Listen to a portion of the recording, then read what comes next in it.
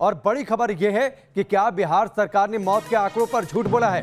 Corona काल में देश बेहाल है, लेकिन राज्यों में मौत के आंकड़ों में हेराफेरी की बातचीत सामने आ रही है। इस बार कटघरे में बिहार सरकार है। बिहार सरकार पर आरोप लगे हैं कि उसने कोरोना से हुई मौत के आंकड़ों को छिपाया है।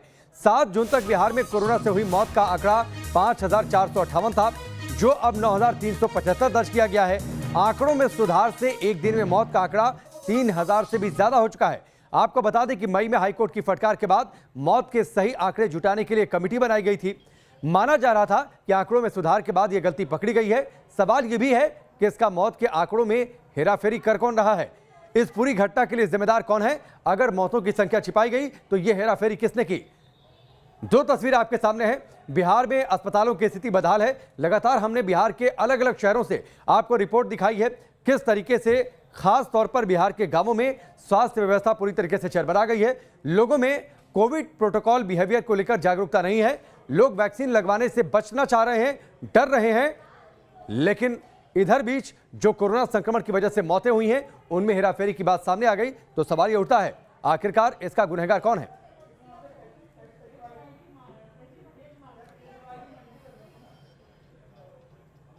हमारे सहयोगी रजनीश हमारे साथ जुड़ चुके हैं, उनका रुख करें, लेकिन उससे पहले उनकी एक रिपोर्ट आपको दिखाते हैं।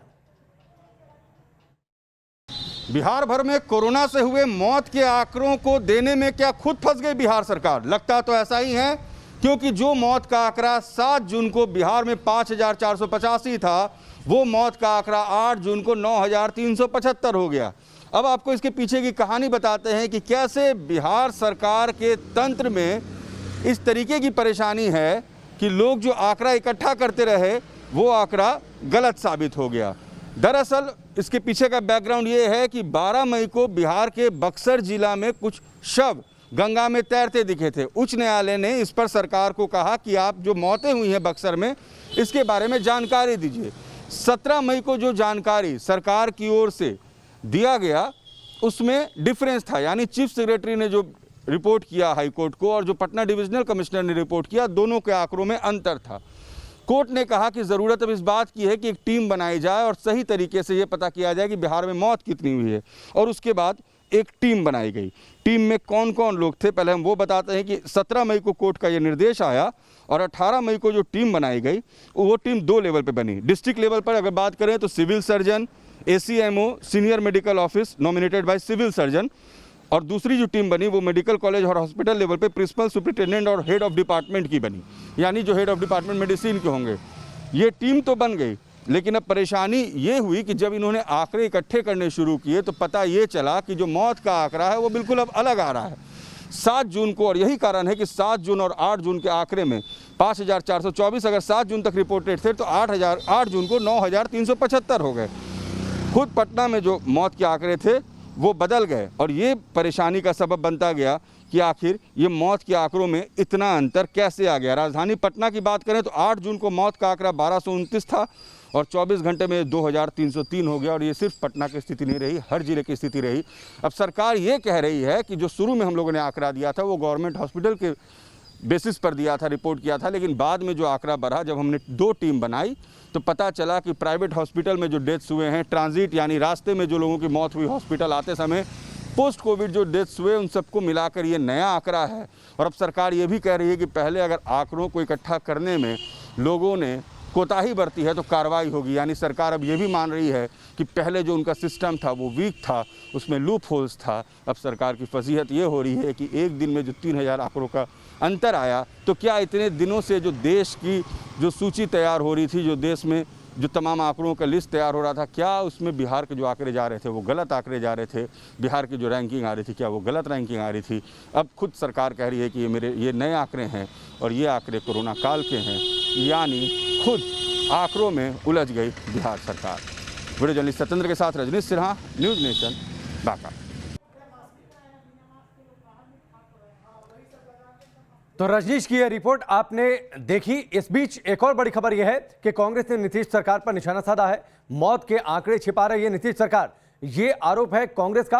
और कांग्रेस ने लगे हाथ मांग कर दी है कि श्वेत पत्र जारी किया जाना चाहिए बिहार सरकार की ओर से कि आखिरकार बिहार में कितनी मौतें हुई कोरोना की वजह से, और अगर मौत के आंकड़ों में हेराफेरी हुई है तो इन हेराफेरी के लिए जिम्मेदार कौन है? कांग्रेस हमलावर है, कांग्रेस हमलावर है नीतीश सरकार पर और यह सवाल पूछा गया है कांग्रेस की ओर से, आरोप लगाया गया है तो उसके साथ ही कि नीतीश सरकार मौत के आंकड़ों को छिपा रही है, श्वेत पत्र जारी करना चाहिए बिहार सरकार को, यह मांग की है कांग्रेस ने। सुनिए। खुद सरकार ने बिहार में कोरोना से लेकर जो मौत हुई, पटना से लेकर विभिन्न इलाकों में, उसको लेकर कल तक झूठ बोल रही थी। पटना का ही अगर आंकड़ा देखें तो सरकार ने बताया कि 7 जून को 1200, 8 जून को बता दिया कि नहीं पटना में 2200 लोगों की मौत हुई, जबकि जो कोरोना प्रोटोकॉल के तहत दाह संस्कार सरकार ने कराए हैं उसके आंकड़े करीब 3200 हैं। तो ये जो फर्क है आंकड़ों में, वह यह बताने को पर्याप्त है कि बिहार सरकार और उसका सिस्टम जो पूरी तरह से करप्ट हो चुका है, कई मामलों में कोरोना से हुई मौत को लेकर भी फर्जीवाड़ा दिखा रही है। आखिर सच्चाई क्या है, क्या वजह है कि आपने लगभग 70% मौत की खबरों को छुपाया, दाह संस्कार के आंकड़ों को छुपाया, और तो और अभी निजी अस्पतालों में जो मौत हुई है वो आंकड़े आने बाकी है।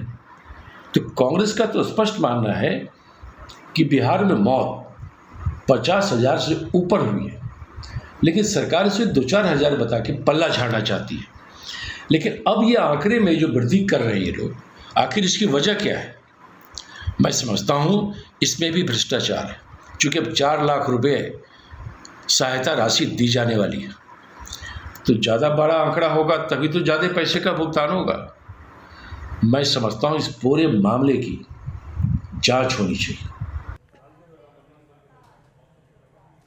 रजनीश हमारे सहयोगी हमारे साथ जुड़ चुके हैं, सीधे उनका रुख करते हैं। रजनीश, एक प्रेस कॉन्फ्रेंस की जाती है और उसमें नए आंकड़े जारी कर दिए जाते हैं, नए आंकड़े कहां से आए, कैसे गड़बड़ हुई, उसके 2-3 तर्क दे दिए जाते हैं, जिसका आपकी रिपोर्ट में आपने जिक्र भी किया था।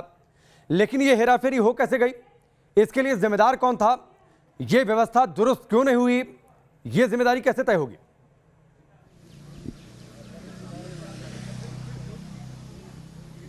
राकेश, ये बहुत आश्चर्य की बात है कि जिस कोरोना को लेकर बिहार सरकार 1 साल से ढोल पीट रही है कि हम लोग सजग हैं, हर लेवल पर हम स्क्रूटनी कर रहे हैं, हर लेवल पर मॉनिटरिंग हो रही है, और आश्चर्य इस बात की कि 72% के आसपास आंकड़ों में हेराफेरी दिख रही है। आखिर ये कैसे हुआ और क्यों हुआ, ये जवाब अब सरकार को देना है। और खुद प्रधान सचिव ने कहा स्वास्थ्य विभाग के कि उन्होंने कहा कि अब इसमें कार्रवाई होगी, हम लोग इसकी जांच करेंगे।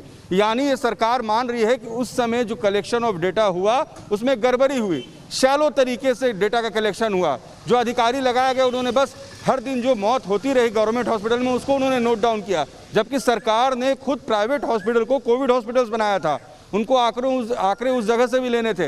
अब ये कह रहे हैं कि आइसोलेशन सेंटर में जो लोग मरे उनके भी ये आंकड़े हैं, जो ट्रांजिट में मरे उनके ये आंकड़े हैं। अब सरकार की अजीबोगरीब दलील है, इतने दिन से ये क्या कर रहे थे। और राकेश, आश्चर्य ये है कि ये सरकार को खुद से ये जागृति नहीं आई है। दरअसल ये उच्च न्यायालय का जब डंडा चला और उच्च न्यायालय ने जब 12 मई को सरकार से सवाल किया और 17 मई को जो रिपोर्ट आया उसमें जब डिस्क्रिपेंसीज देखने को मिले कि बक्सर का जो रिपोर्ट आया उसमें चीफ सेक्रेटरी कुछ बता रहे हैं और पटना डिविजनल कमिश्नर कुछ बता रहे हैं, उन्होंने कहा कि इसकी जांच होनी चाहिए। और तब 18 मई को स्वास्थ्य विभाग ने एक टीम बनाई थी। अब सरकार की फजीहत हो रही है और विपक्ष हमलावर है, सरकार को जवाब देना होगा। लेकिन रजनीश, फिर जो आरोप कांग्रेस ने लगाया कि प्राइवेट अस्पतालों के आंकड़े आपके पास नहीं है, तो जाहिर सी बात है आने वाले समय में ये आंकड़े मौत के और बढ़ेंगे। आप गांव-गांव गए बिहार के, वहां पर स्वास्थ्य व्यवस्थाएं कैसी हैं वो आपने देखा। वहां पर तो अस्पताल है ही नहीं, अस्पताल है तो डॉक्टर नहीं मौजूद है। वहां अगर किसी की कोरोना की वजह से जान चली जाए, वो आंकड़ों में कैसे आएगा? ये बड़ा झोल है और सरकार शायद इसको इग्नोर भी कर रही है।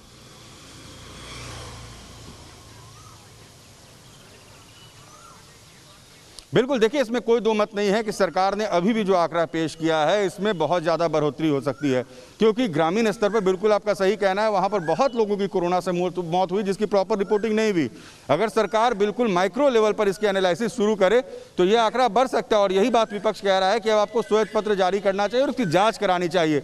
माइक्रो लेवल पर ये आंकड़े इकट्ठे होने चाहिए। सरकार ने कहा है 4 लाख रुपये मृतक के परिजनों को मिलेगा जिनकी मौत कोविड से होगी। तो सरकार को ये समझना होगा कि जो लोग अभी असहाय हैं, परेशान हैं, हैं, जिनकी मौत हुई, जिनकी रिपोर्टिंग नहीं हुई, उनका पता लगाएं, माइक्रो लेवल पर जाएं, पता करें, क्योंकि सरकार अब तक जो आंकड़े देती रही, और आश्चर्य राकेश कि इसी आंकड़े पर देश में आप सूचीबद्ध होते रहे, जो स्टेट की रैंकिंग भी इसी आंकड़े पर होती रही, तो क्या एक साल से जो आप आंकड़े दे रहे थे वो गलत आंकड़े दे रहे थे और देश भर के लोगों को दिग्भ्रमित करते रहे? तो सरकार को अब इन तमाम बातों का जवाब देना होगा कि माइक्रो लेवल पर, ग्रामीण स्तर पर जिस तरीके का पूरा डिमोलिश सिस्टम है, हेल्थ सिस्टम है, उसको अब कैसे आप स्क्रूटनाइज करेंगे कि कितने लोगों की कोविड से मौत हुई है? क्योंकि वहाँ पर लोग कोएक्स से भी इलाज करा रहे थे और सेल्फ प्रैक्टिस से भी लोग खुद को ठीक करने की कोशिश कर रहे थे और लोगों की मौत हुई है। जी ठीक है रजनीश, हमसे जुड़ने के लिए, इस पूरी जानकारी के लिए आपका बहुत बहुत शुक्रिया। तो बिहार से बड़ी खबर, मौत के आंकड़ों में हेराफेरी हुई है, लेकिन इस हेराफेरी के लिए जिम्मेदार कौन है ये अभी तय नहीं हो पाया है।